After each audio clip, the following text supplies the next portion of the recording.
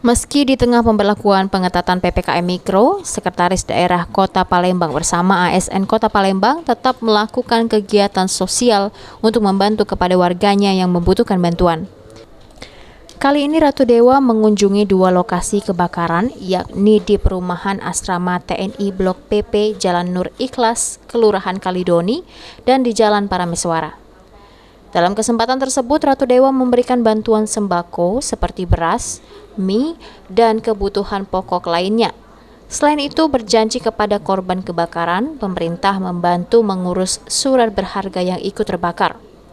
Selain itu, menghimbau kepada masyarakat untuk tetap waspada saat meninggalkan rumah dan tetap mematuhi protokol kesehatan. Ya, pada pagi hari ini seyogyanya memang kegiatan rutin dari ASN Goes.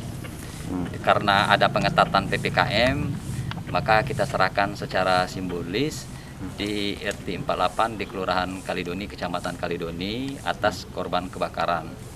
Tadi saya juga sudah minta dengan Pak Camat untuk membantu dan memfasilitasi semua kebutuhan terhadap korban kebakaran, termasuk dengan organisasi perangkat daerah yang terkait. Ya, himbauan pertama kita tetap mengharapkan masyarakat untuk selalu waspada, apalagi di musim kemarau, termasuk juga karena ini kondisi pandemi juga tetap mematuhi 3M-nya, disiplin terhadap prokes. Dua himbauan itu kita harapkan para warga Palembang. Sementara itu, salah satu korban kebakaran mengungkapkan dirinya sangat berterima kasih atas bantuan Sekda bersama dengan komunitas ASN bersepeda dan berharap ada bantuan perbaikan rumahnya.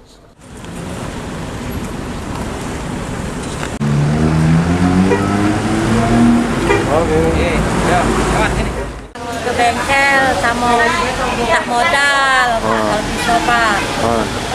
Tadi Sekda datang ngasih apa? Ngasih beras sama mie, sembako. Sejauh ini bantuannya sudah banyak diterima dari? Sudah, dari bantuan sudah. Sembako juga. Sudah harapan gitu Bu, dengan pemerintah Bu apa Bu? Harapan. Abidin Riwanto, PAL TV.